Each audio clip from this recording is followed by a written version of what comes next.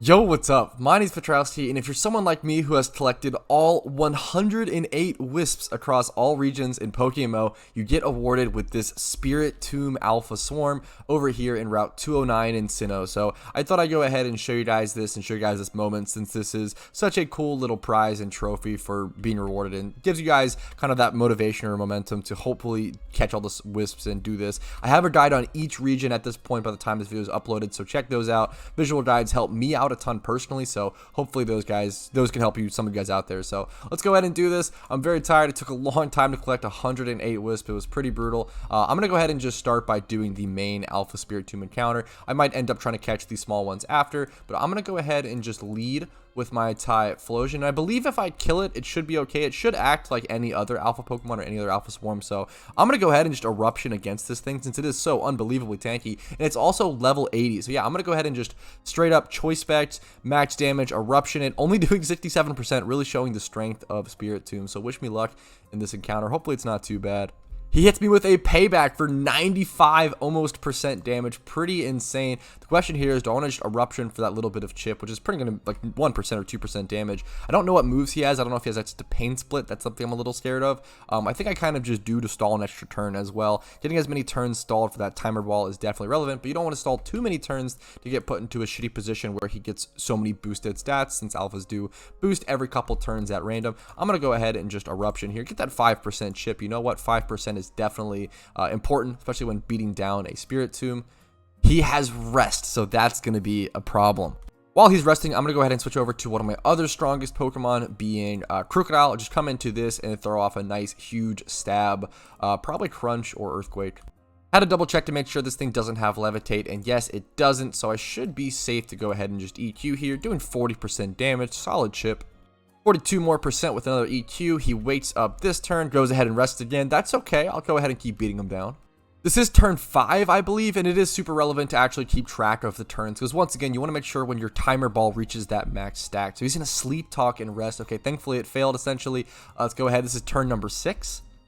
Hit him with some more EQ chip, and now he is 12% HP and asleep. I'm going to go ahead and just throw timer balls and hope for the best. This is going to be on turn 7. Timer ball reaches its max stats, I believe, at turn 11. Someone was talking about that because it actually was coded incorrectly. So it should be turn 10, but it's technically turn 11, I believe, from my understanding, from what I was told by a friend who was told that by a developer. So it's all word of mouth. I could be wrong. He's going to wake up and go for a payback. Decent damage, but I'm not too scared of that. I really want to be able to switch in my Breloom or something and put him to sleep here. But I'm a little worried. I don't want to get totally destroyed. Let's go ahead and go Breloom. I should be fine. I should be able to live anything for the most part. If he rests, it's a little annoying. Payback. Okay, that's actually ideal. It's beneficial. So I want to see some little bit of damage on my Breloom. That's totally fine. I'm gonna go ahead and go for the Spore here. Put him to sleep. Control him a little bit and try to get that catch. This is also turn 9, I believe, at this point. Maybe turn 10 going into this next Pokeball throw. Unfortunate that I can't obviously false swipe this thing. I thought about bringing my Smeargle in first to soak him, but I don't think getting him down to like exactly 1 HP is going to matter to that extent in this battle when I'm able to consistently hit him down to around 10% or though. As long as he's in like that red range, it should mostly be pretty similar. He's going to get another stat boost here, which is a little scary. He's still asleep, it seems like, hopefully. Nope, he wakes up, goes for a Psychic. That's going to take me out, I'm pretty sure, unfortunately, but I should be able to bring in my Smeargle. Spirit Tomb is a pretty slow Pokemon, even with a ton of different stat boosts, so I'm going to bring in my Smeargle now and go ahead, and I might actually just go ahead. I'm going to Spore first, for sure. Put him to sleep, control him, and then I might go for the Soak into the False Swipe here.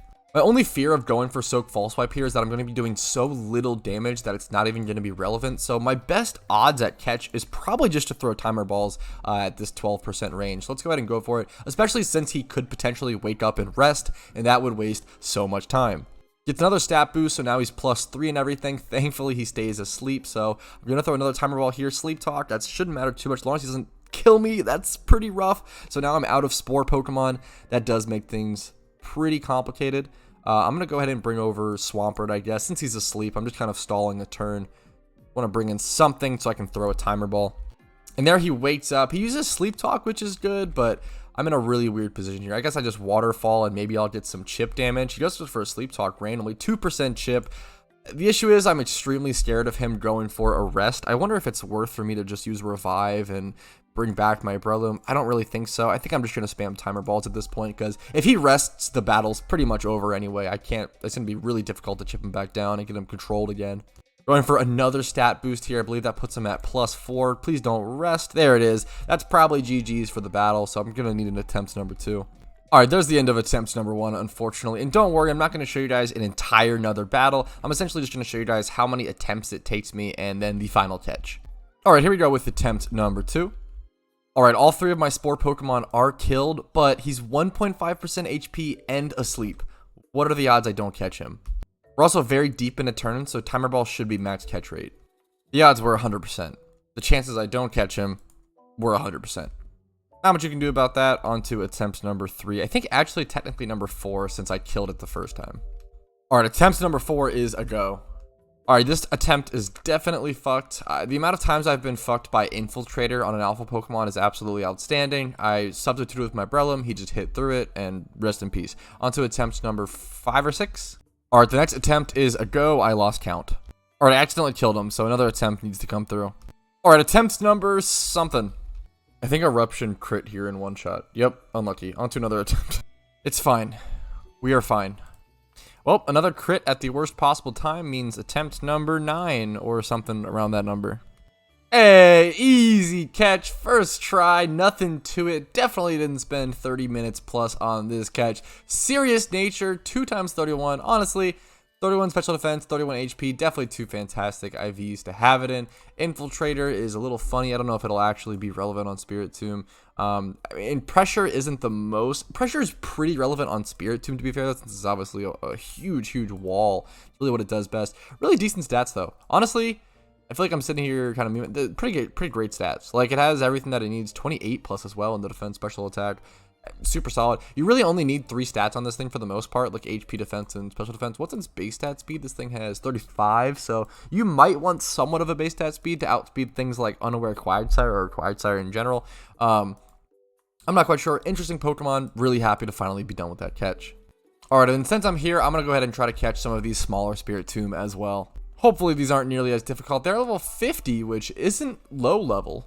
Alright, thankfully these smaller Spirit Tombs are absolutely infinitely more easy to catch. So let's go ahead and see if we do get, yeah, we do get 1 hidden ability one now. I don't know if these hidden abilities are guaranteed on these. This is also 2 times 31, which is pretty awesome. 31 attack doesn't really mean too much, but 31 speed's also not fantastic, but not bad. But it's, you know what, it's a 2 times 31 with hidden ability. Hopefully these all have access to their hidden ability. That'd be a really cool prize for, you know, I think they probably do, honestly, because this was an alpha swarm with 1 big alpha and then 4 smaller Pokemon, and usually that's not the case. Usually it is actually 3 small Pokemon and 1 alpha, so there was 5 Pokemon total as opposed to the normal 4, which makes me think this is coded differently, which would be really interesting. So I'm gonna go ahead and beat this guy down and catch this one, and we'll see if that hidden ability is guaranteed or not.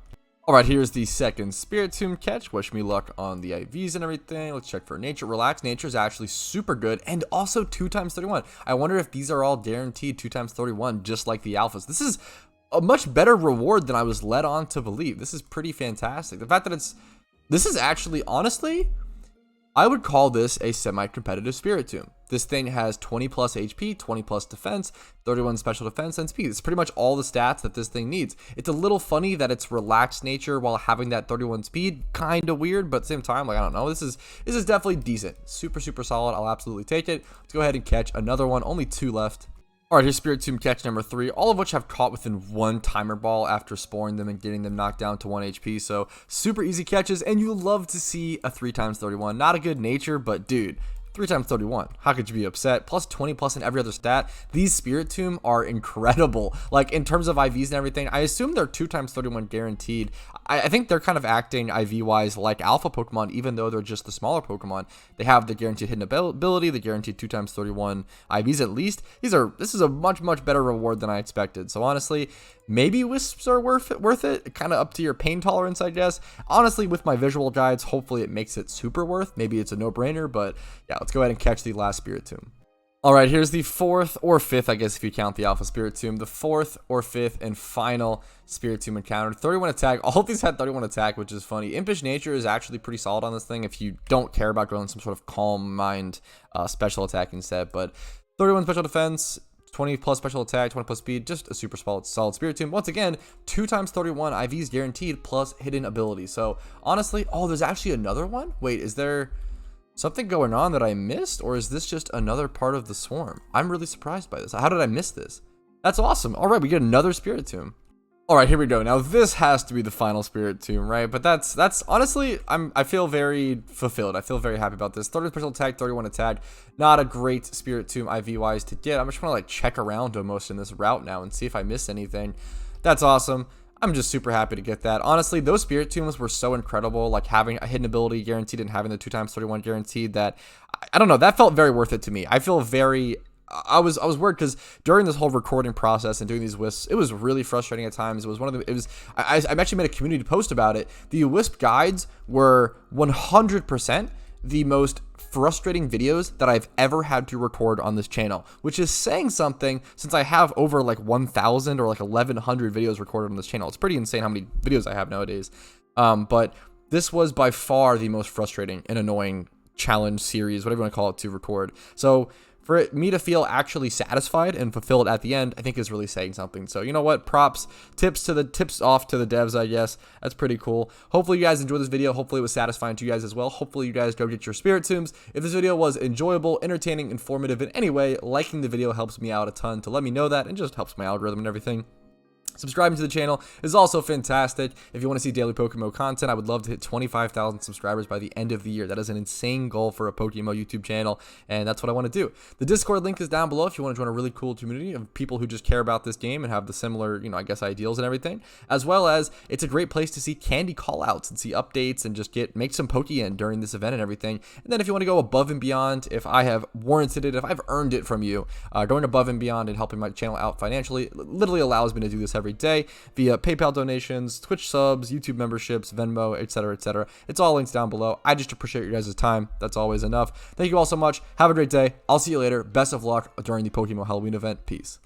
Hey, thanks for watching till the end of the video. I really appreciate it. And if your name is on here, I appreciate you even a little more. Thank you so much to everyone who goes above and beyond and supports the channel financially. It allows me to do what I do and just focus on making the best PokeMMO content possible. So thank you so much. Have a great day. I'll see you later. Peace.